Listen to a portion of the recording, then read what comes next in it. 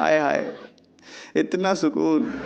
মায়ের শোককে শক্তি হিসেবে নিয়ে কামলাবার লোক একটা ছেলে আছে বাংলাদেশ ভারপ্রাপ্ত চেয়ারম্যান জনাব তারেক রহমান সাহেব, তাকে আমরা সামনের দিনে যে নির্বাচন হবে সেই নির্বাচনে স্বতঃস্ফূর্তভাবে ভোট দিয়ে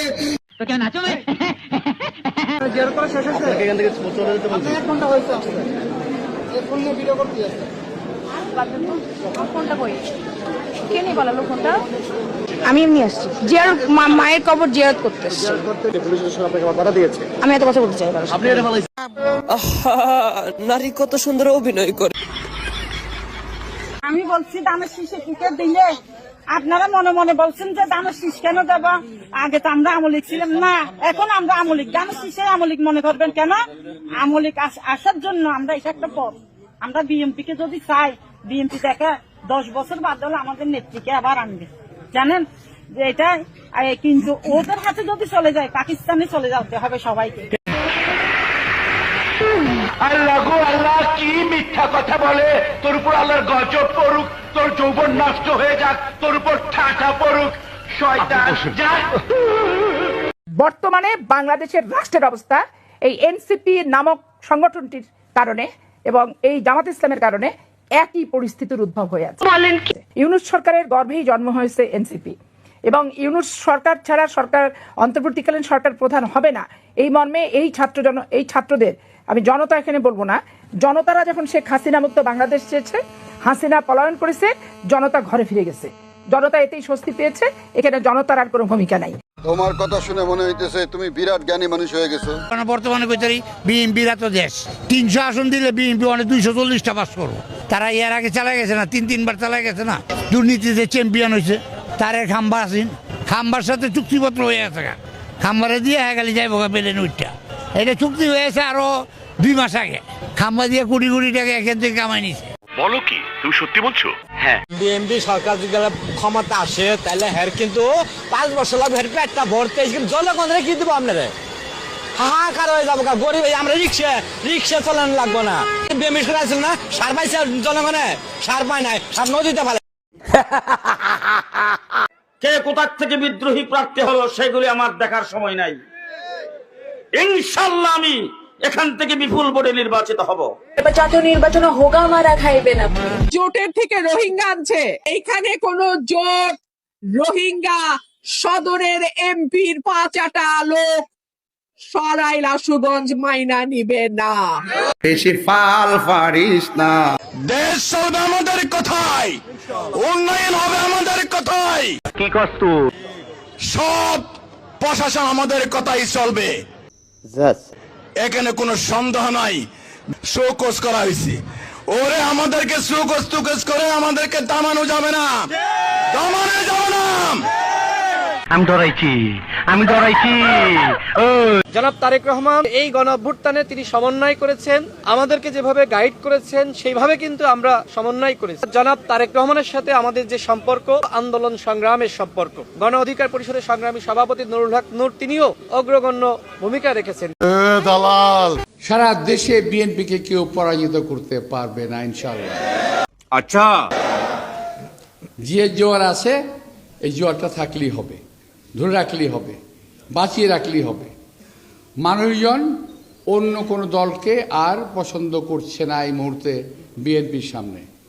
কি কষ্ট, তবে একটি কথা বলতে চাই, ইনশাআল্লাহ যদি আপনারা আমার দলীয় নেতা কর্মীরা বেঈমানি না করে, যদি সিনসিয়ারলি কাজ করে, ইনশাআল্লাহ এখান থেকে আমিও জয়লাভ করতে পারি আল্লাহর রহমতে। তুই ধৈর্য ধর।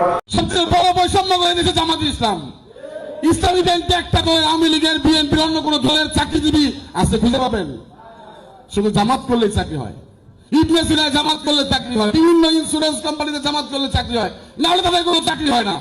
কিন্তু সুদের ব্যবসা, যত ব্যবসা আছে সব জায়গায় জামাত করলে চাকরি হলে চাকরি নেই। কিন্তু আপনি বিএনপির একটা নেতার কাছে যখন আইবেন, ভাই আমি জামাত ইসলাম করছি, আমার বউ বলে আমার না খেয়ে আছে, আমার একটা কাজ দেন, একটা চাকরি দেন, আমার মানবতার কারণে চাকরি দিয়ে দিই।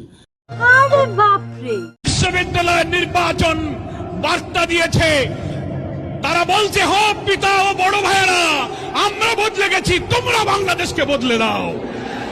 আগামী ফেব্রুয়ারি নির্বাচনে ইনশাআল্লাহ বিশ্ববিদ্যালয় নির্বাচনে যে জোয়ার তৈরি হয়েছে, দাঁড়িপাল্লাকে বিজয়ী করে আমরা সেই জোয়ারের মধ্য দিয়ে নতুন বাংলাদেশ আমরা ইনশাআল্লাহ গড়ে তুলব। যখন তোমার কেউ ছিল না তখন ছিলাম আমি, এখন তোমার সব হয়েছে। আপন হওয়ার কোনো দরকার নাই। আমি আমার মাটির মানুষের আপন। আমি কি আপনাদের আপন? আমি কি আপনাদের ঘরের সন্তান? আমার দাদা দাদির কবরটা কি আপনাদের মাটিতে নাই? তো তাহলে আপনারাই আমার সব। আপনাদের মুখের দিকে তাকাই কিন্তু আমি আমার পুরা জীবনটাকে বাজি ধরছি।